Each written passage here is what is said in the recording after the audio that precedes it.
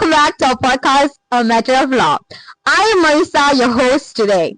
In today's episode, we are discussing a very important topic, the relationship between the Sharia court and the civil court in Malaysia. Before we dive into discussion, let me introduce the guest for today's episode. Let's welcome our first guest, Ms. Sri, our legal historian. Next, Nadik, the statute specialist, Ms. Balkis, the case law analyst, and lastly, Ms. Adelina, the policy and critic commentator. Thank you for your time for joining me today on today's episode of the relationship between Sharia court and civil court in Malaysia. Let's get started by understanding the historical background. I would like to invite our legal historian to begin. Ms. Sri, can you please explain to us why Malaysia has both Sharia and civil court? Thank you, host Ms. Marisa.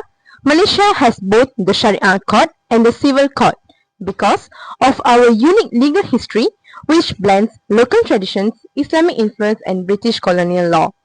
Before the arrival of the British, most Malay states applied Islamic law alongside local customs known as adat. Islamic principles guided matters such as marriage, divorce, inheritance, and moral conduct. However, when the British established their administration in the 19th century, they introduced the English common law system. So this system became the foundation of Malaysia civil courts. Despite this, the British allowed Islamic law to continue operating, but only in personal family matters for Muslims only. So, when Malaysia achieved independence in 1957, this dual system was formally retained. So, the Federal Constitution recognized Islam as the religion of the Federation and gives each state the power to administer Islamic law through its own Sharia court. As a result, we now have two parallel systems, which is civil courts that handle criminal, constitutional, commercial, and general legal matters for everyone, and Sharia court that handle personal and family matters for Muslims based on Islamic principles. So this historical evolution explains why both systems coexist today, each serving its own role within Malaysia's legal framework. Thank you for the clear explanation. My personal insight on the background is that Malaysia has a unique dual legal system, which the civil court serving as the primary court system for all citizens, Muslim and the non-Muslims, and managing criminal law, business, disputes, and daily governance. The civil court structure is derived from the British common law tradition. Parallel to these are the Sharia courts, strictly is exclusively for Muslims. They respect the ancient authority of the Malay rulers over Islam by primarily handling personal, family, and religious affairs like marriage, divorce, and inheritance. Based on Article 121(a) of the Federal Constitution, which expressly guaranteed the independence of Sharia courts by prohibiting civil courts from meddling in any subjects that fall under the Sharia court's legal domain. In one example, how it clears this thing is written in the Malaysian Constitution. Now that we have understand how this dual legal system works, let's now move on to the structure of jurisdiction of each court. Sir Nadik, could you help us understand the difference between the civil court and the Sharia court, especially in the terms of jurisdiction? Thank you, host. To understand the conflict between the Sharia court and the civil court in Malaysia, we must first look at the main legal sources that create their jurisdiction. Malaysia has a dual legal system, and this is recognized in the Constitution. The most important provision to look at is Article 121, Clause 1A of the Federal Constitution. This article states that the civil courts shall have no jurisdiction over matters that fall within the jurisdiction of the Sharia courts. In simpler terms, this means that when something is clearly under Sharia law and involves a Muslim, the civil court is not supposed to interfere with the matter. Next, we have Schedule 9, List 2 of the Federal Constitution, also known as the State List. This list gives state legislatures the power to create Sharia laws for Muslims in matters such as marriage, divorce, inheritance, apostasy, religious duties, and moral offences. That is why each state has its own Sharia court and Sharia enactments. On the other hand, the civil courts operate under federal law passed by the parliaments.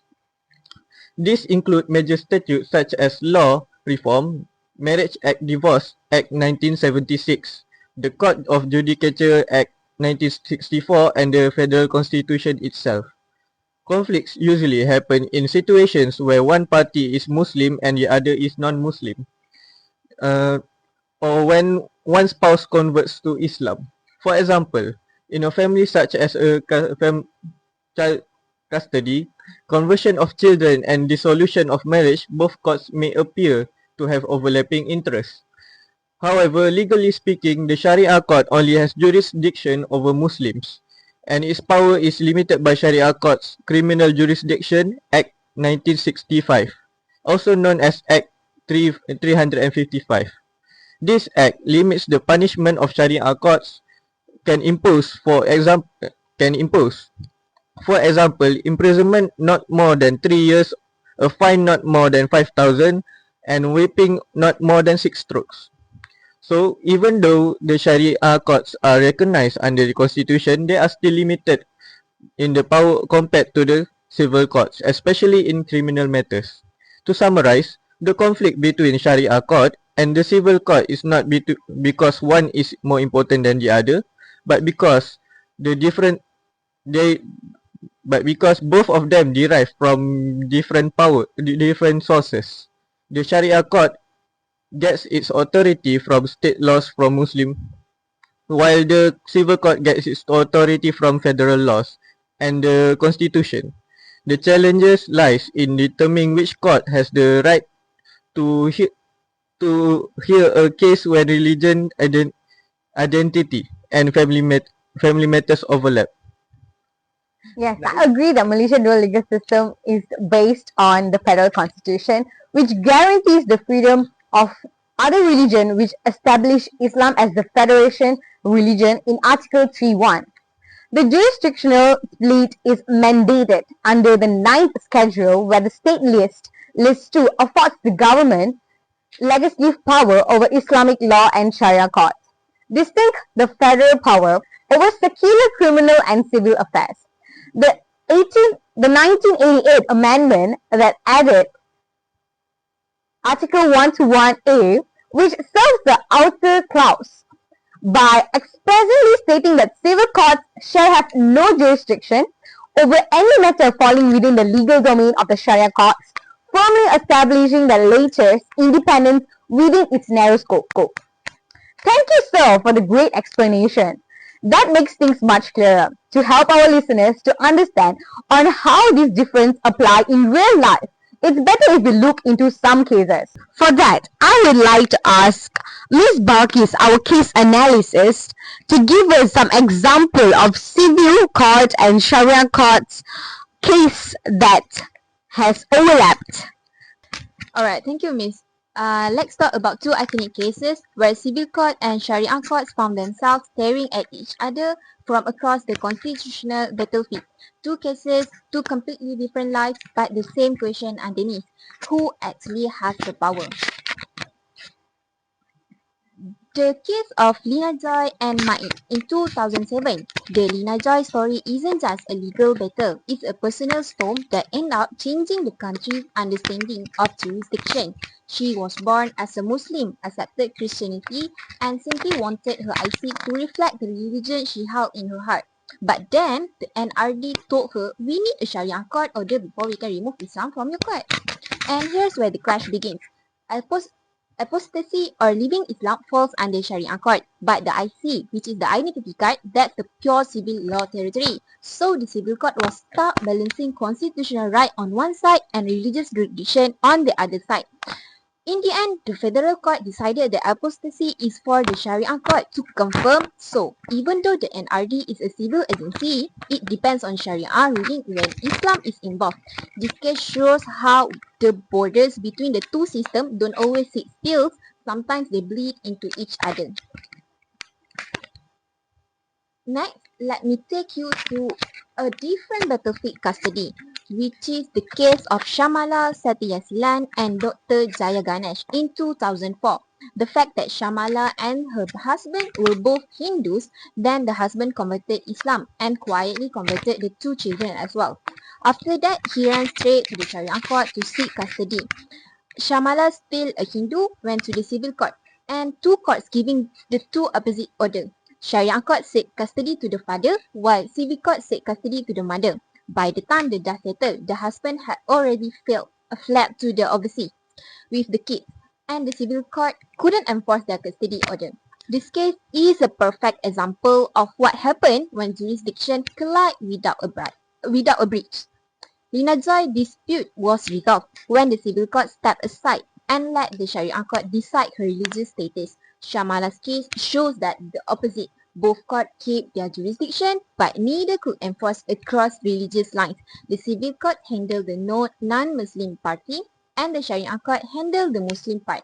In short, one case resolved by difference, the other by the division. The view on the case of Lina Joy versus Majlis Agama Islam Wilayah Persekutuan is very interesting. The federal court held that Sharia court is the proper forum for Muslim-born person to legally re-announce Islam, as the issue of autopsy falls under Islamic law and is therefore a matter within the jurisdiction of Sharia court under Article 1211A. This clearly sums up the understanding of the dual system. Those were excellent summaries. Now let's cover the history, jurisdiction, and the practical examples. Let's see how both courts coexist within Malaysian legal framework. For that, I would like to ask our Miss Adelina, our policy and critic commentator, to explain to us how that these both courts coexist on each other and how the civil court functions smoothly together with Sharia court.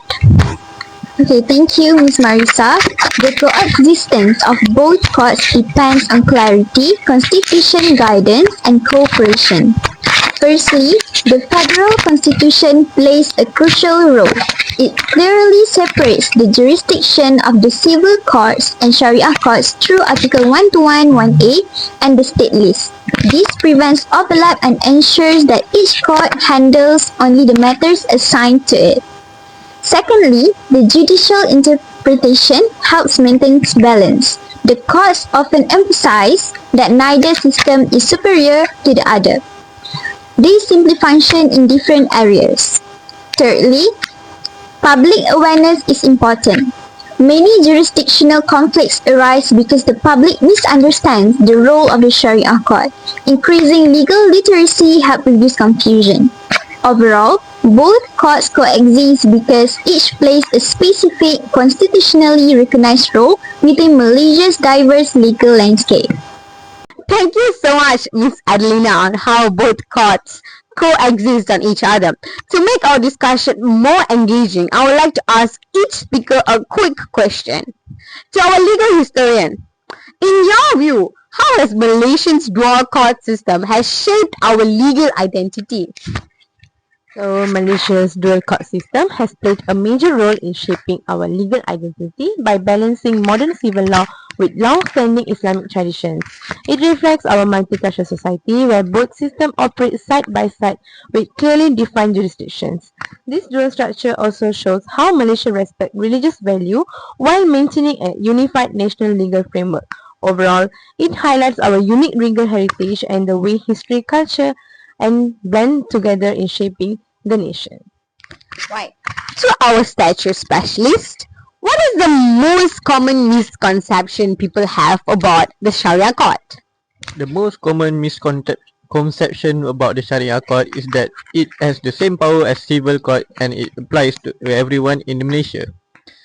However, this is not true. In reality, the Sharia court only has jurisdiction over Muslims and only in specific matters such as marriage, divorce, inheritance, conversion, apostasy, and certain moral offences. Non-Muslims are not subjected to the Sharia law. Another misunderstanding is that the Sharia court handles serious crimes like murder or robbery. These offences are dealt with by the civil courts under the penal code. The Sharia court's power are also limited by the Sharia Court Criminal Jurisdiction Act 1965. Therefore, the Sharia court is not a rival to the civil court.